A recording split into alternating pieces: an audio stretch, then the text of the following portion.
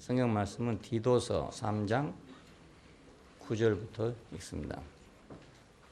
그러나 어리석은 변론과 족보 이야기와 분쟁과 율법에 대한 다툼을 피하라. 이것은 무익한 것이요 헛된 것이니라. 이단에 속한 사람을 한두 번 훈계한 후에 멀리하라. 이러한 사람은 내가 아는 바와 같이 부패하여서 스스로 정죄한 자로서 죄를 짓느니라. 내가 아데마나 두기고를 내게 보내리니 그때에 내가 급히 니고볼리로 내게 오라. 내가 거기서 과동하기로 작정하였노라. 교법사 세나와 및 아볼로를 급히 먼저 보내어 저희로 궁핍함이 없게 하고 또 우리 사람들도 열매 없는 자가 되지 않게 하기 위하여 필요한 것을 예비하는 좋은 일에 힘쓰기를 배우게 하라. 나와 함께 있는 자가 다 내게 무난하니 믿음 안에서 우리를 사랑하는 자들에게 너도 무난하라. 은혜가 너희 무리와 무리에게 있을지어다. 오늘 디도서 마지막입니다.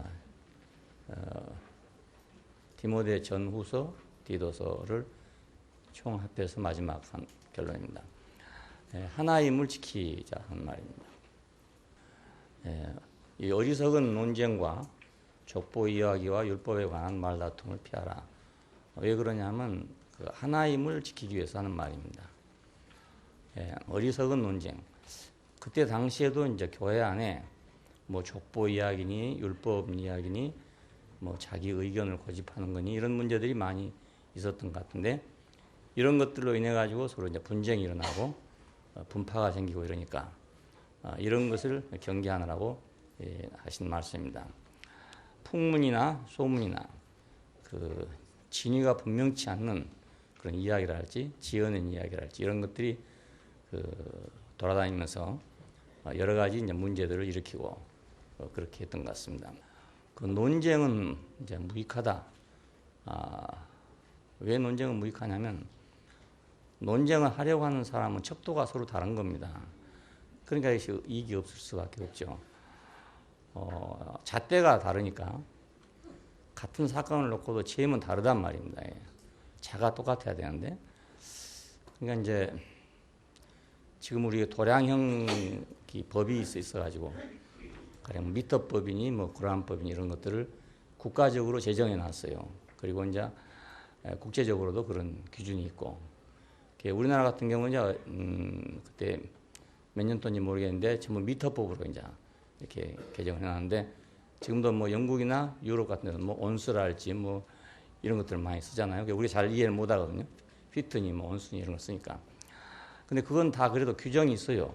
뭐 이론수는 몇 그램이랄지 뭐 이런 게 있기 때문에 어떤 통일성을 갖고 있는 건데 그 논쟁은 각기 다른 척도를 갖고 있기 때문에 그래서 논쟁을 하면 이제 소득이 없는 이유가 역시 영원한 평행선을 가는 겁니다. 아무리 잘하려고 해도 척도가 다르니까 재범은 서로 다르단 말입니다. 길이를 잴 때는 자를 써야 되고 무게를 잴 때는 이제 그 저울을 써야 되잖아요.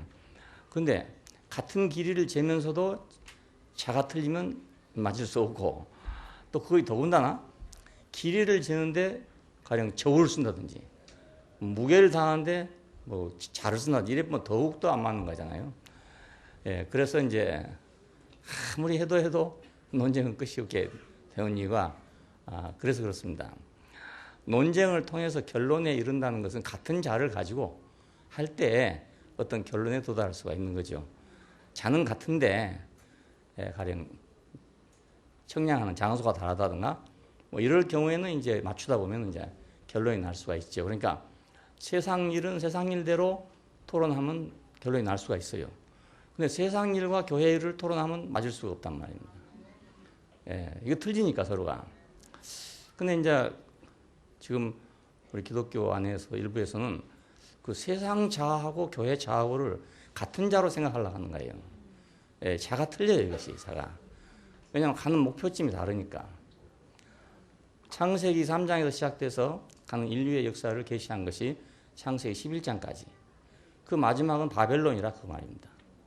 그래서 성경의 계시는 그 선악과를 먹은 인간의 가는 길은 창세기 3장부터 11장까지 이미 계시가 돼 있고 이것을 지금 반복하고 있는 겁니다. 예, 그러니까 요한계시록에 가면 다시 바벨론이 나오죠.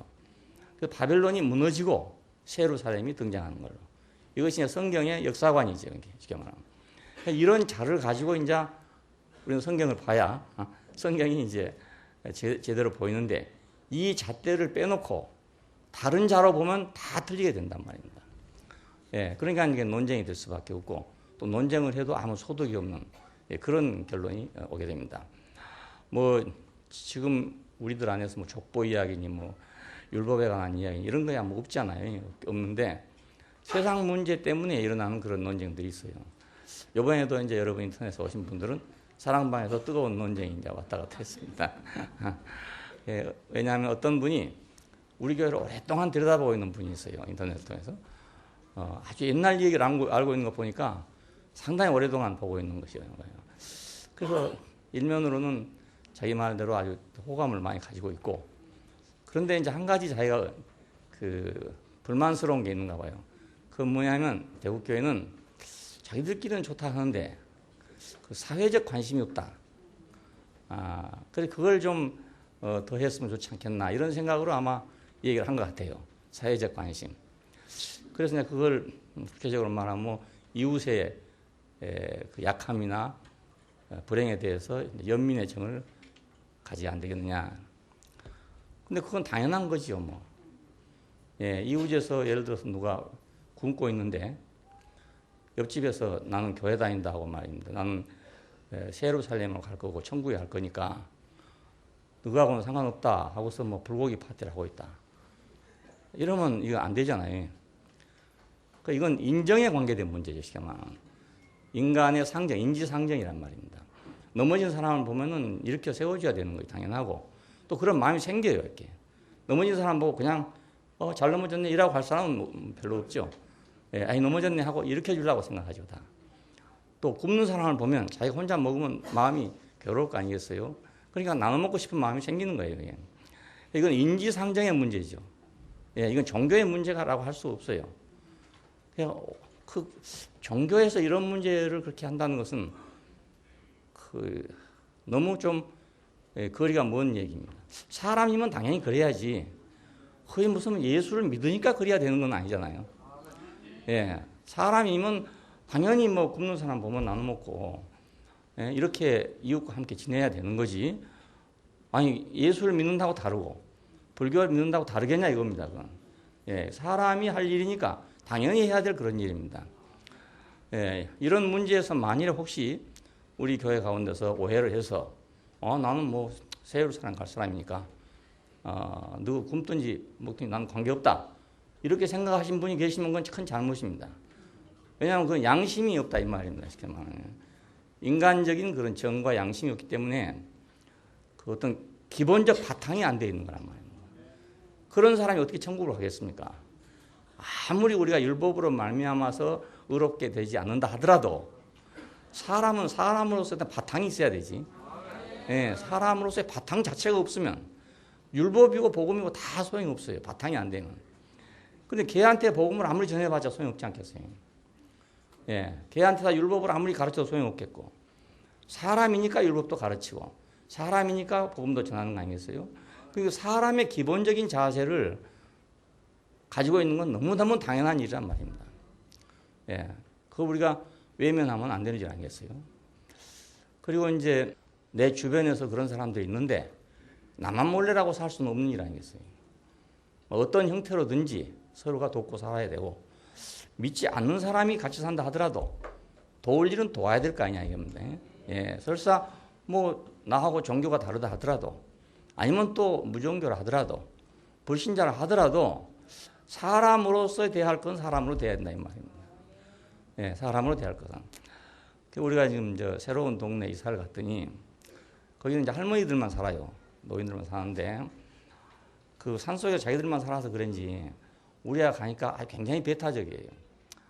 그 꼭 못 올 사람도 온 것처럼 생각.